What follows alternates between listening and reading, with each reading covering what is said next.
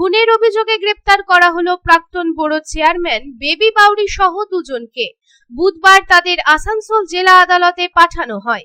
মঙ্গলবার আসানসোলের কুলটি থানা এলাকার বরাকর লাখিয়াবাদ 67 নম্বর ওয়ার্ড অবস্থিত প্রাক্তন বোর্ড চেয়ারম্যান বেবি বাউরির বাড়ির পেছনের দরজায় রক্তাক্ত অবস্থায় মৃতদেহ উদ্ধার হয় 26 বছর বয়সী কার্তিক বাউরির। জানা গেছে, কার্তিক 6 মাস আগে 1 কোটি টাকার লটারি জিতেছিল।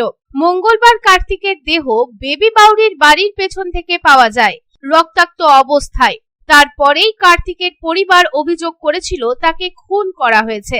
বেবি বাউরির সাথে সাথে অমরদীপ বাউরি, সন্দীপ বাউরি ও জ্যোৎস্না বাউরিকেও এই ঘটনায় দায়ী করা হয়েছে। কার্তিকের পরিবার কার্তিকের হত্যার পিছনে এই 4 জনের হাত রয়েছে বলে বরাকর থানায় একটি লিখিত অভিযোগ দায়ের করেন। তারপরেই এই খুনের অভিযোগে বেবি বাউরি ও অমরদীপ বাউরিকে গ্রেপ্তার করল কুলটি থানার বরাকর ফাঁড়ির পুলিশ। তবে এই ঘটনায় সন্দীপ বাউরি এবং জ্যোৎস্না বাউরি এখনো পলাতক বলে জানা গেছে। আজ অর্থাৎ বুধবার ধৃতদের আসানসোল জেলা আদালতে পেশ করা হয়। তবে এটি কি পূর্ব পরিকল্পিত খুন নাকি দুর্ঘটনা, উভয় দিক থেকেই মামলাটি তদন্ত করছে পুলিশ।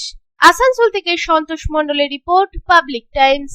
আর ভাড়া বাড়ি নয়, এবার আপনার নিজের স্বপ্নের বাড়ি গড়ে তুলুন। আপনার স্বপ্ন পূরণের সঙ্গী এবং দূষণমুক্ত খোলামেলা পরিবেশে নতুন ঠিকানা আনন্দ নিকেতন, কুমারবাজার, বক্তানগর রোড, রানীগঞ্জ। এখানে রয়েছে 2 এবং 3 BHK অ্যাপার্টমেন্ট। মাত্র 1 কিলোমিটার দূরত্বে পেয়ে যাবেন station, market, bus stand, bank, school, হসপিটালের সুবিধা। সন্নিকটে জাতীয় সড়ক, বাঁকুড়া মেদিনীপুর হাইওয়ে। থাকছে ব্যাংকিং লোনের সুবিধা। দুর্গাপুজো, দীপাবলি এবং ছট পুজো পর্যন্ত থাকছে ফেস্টিভ্যাল অফার। এই উৎসবের দিনগুলিতে ফ্ল্যাট বুকিং এ পেয়ে যাবেন বিনামূল্যে মডিউলার কিচেন, সঙ্গে থাকছে চিমনিও। তাই দেরি না করে আজই যোগাযোগ করুন 9933370401 9333107047।